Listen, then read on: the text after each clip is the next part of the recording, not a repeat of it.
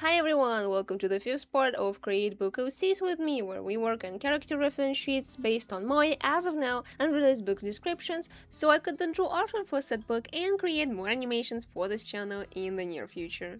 Today we're working on some of the most prominent tertiary characters.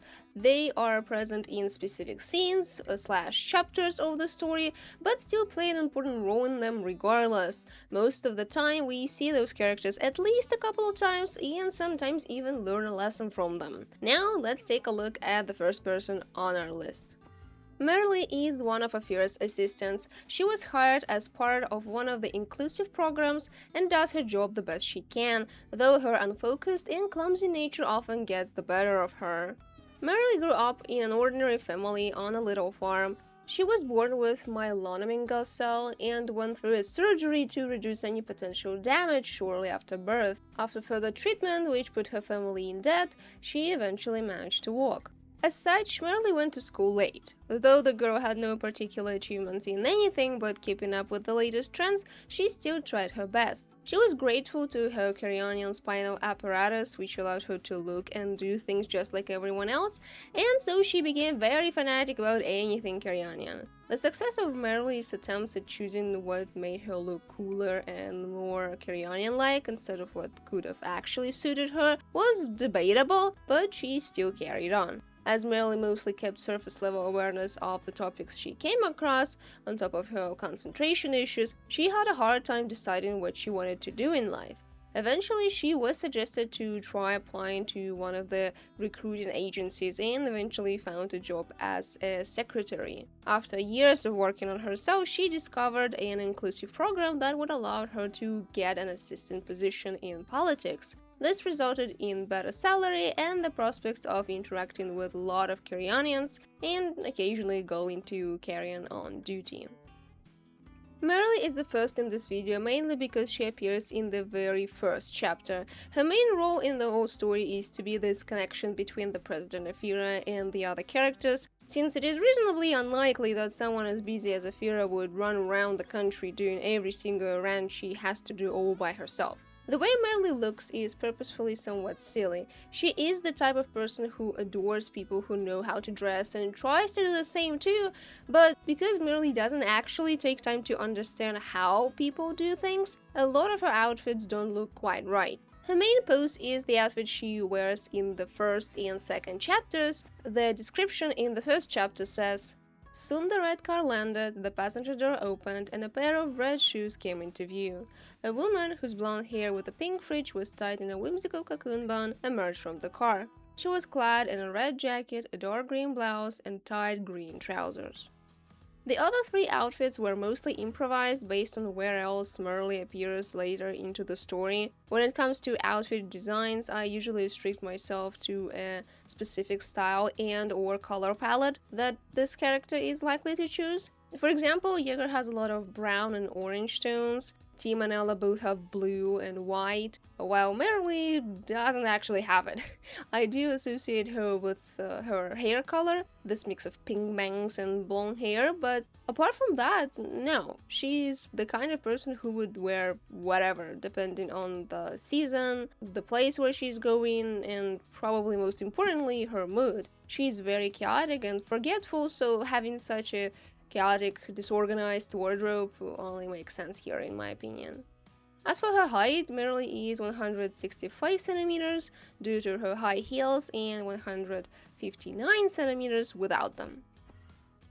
Karp was born in an influential political family. From the very beginning, he was raised as someone who would have to continue the family dynasty.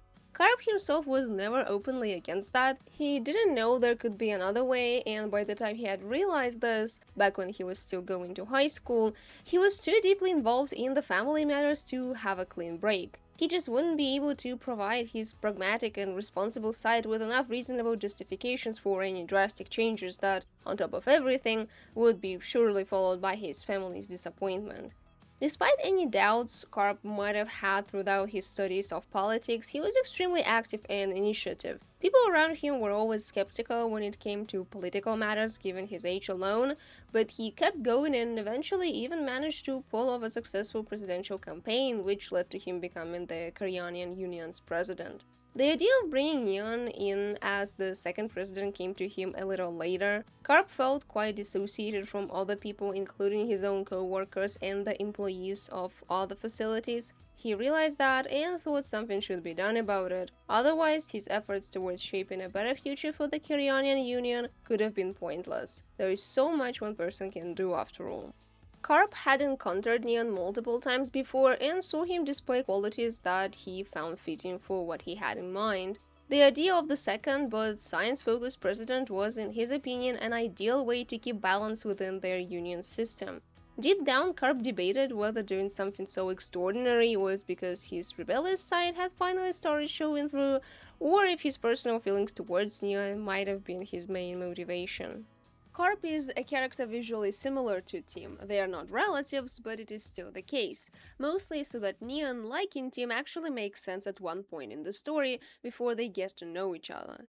Karp has multiple mentions in the first book and even an appearance in one of the chapters, but that's it.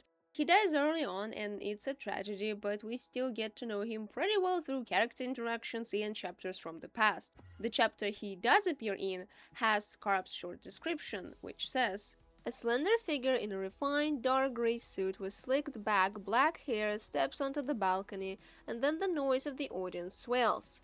Adjusting the small microphone near his mouth, the president smiles broadly." Design-wise, Karp is all about looking official and proper. His style speaks rich, and it is for a reason. He grew up in luxury, and there had always been this expectation of him looking to the T. This is the reason why all of his outfits, in contrast to Merrily, are very tame in terms of color and style. His primary colors are gray, black, and white, with some small splashes of yellow, golden, and occasional green as a reminder of his connection to Neon, since they were colleagues and friends. One notable attribute he wears is his watch. It is basically the only piece of clothes that is highlighted in the text. Moreover, his watch breaking is the reason Karp has met Neon in the first place. "My watch, it absolutely has to work."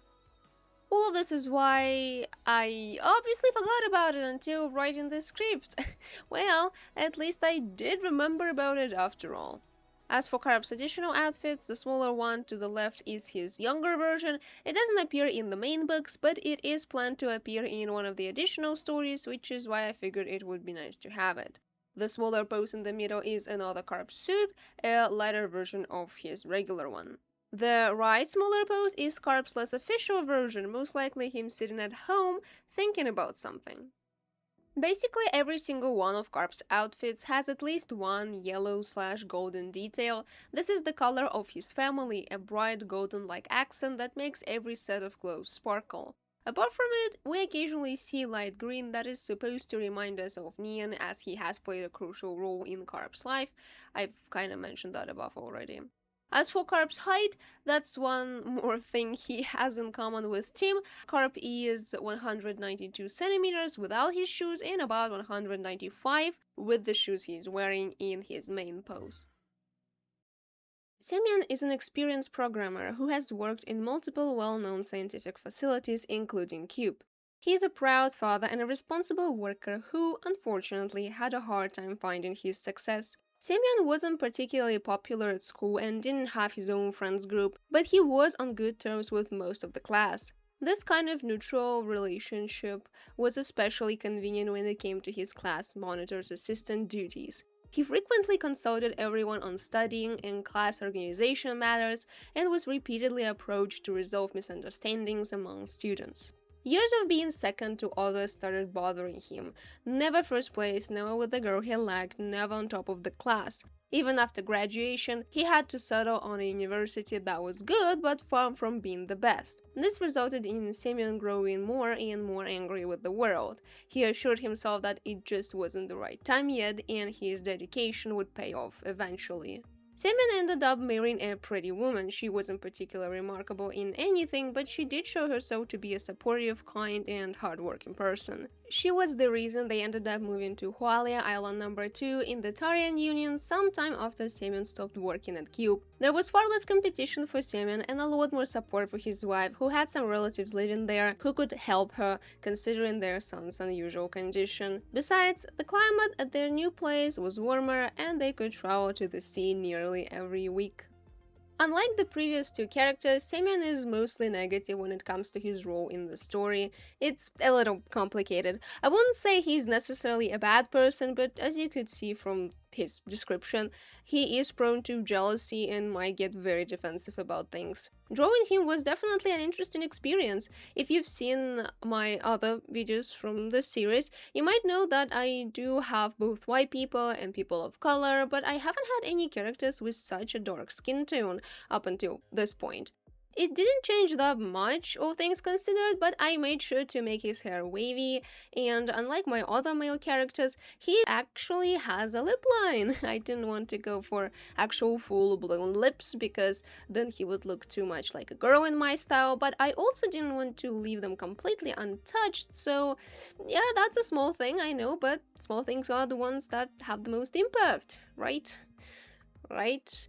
Unfortunately, Semyon doesn't have that many descriptions in the book for now. This might change in the final version, but as it stands, these two descriptions are all we have. The first one being, Ella leaned out of the doorway and noticed a man in a grey suit whose dark skin pleasantly shimmered in the midday sun. The other description says, Hey, don't even try to deny it. Semyon raised his head. Your face is just as grey as my shirt. What's wrong? The first description tells us about Semyon's skin color, while the second one adds a small detail about his clothing, particularly for the smaller pose in the middle. Generally speaking, when it came to Semyon's choice of clothes, I went with standard, more or less common clothes. The colors mostly include dark blue tones, light green, blue, or just straight up white, and yellow plus orange as accents in some parts. As for Semyon's height, he is 169 centimeters without shoes and 174 centimeters with the shoes he's wearing in the main pose. Well, that's it for this video. It's been quite fun drawing all three of these characters. They might not have as much time as the main ones, but they're still important in their own way and impact the story to a certain extent. Personally, I had fun drawing them after multiple years of writing about them. There is something refreshing about taking existing characters and thinking about them more than you normally would have. Maybe I didn't need to know Semyon's or Karp's or, God forbid, Marily's backstory, but now that I do, it gives me much more context about them as people and will surely make it easier for me to imagine their interactions with other characters. Anyway, if you have any questions or suggestions, feel free to comment them down below. Reading the comments and replying to them is one of the most interesting aspects about making and sharing videos online, after all, at least for me. Also, don't forget to hit that like button and subscribe to see more content like this. See ya!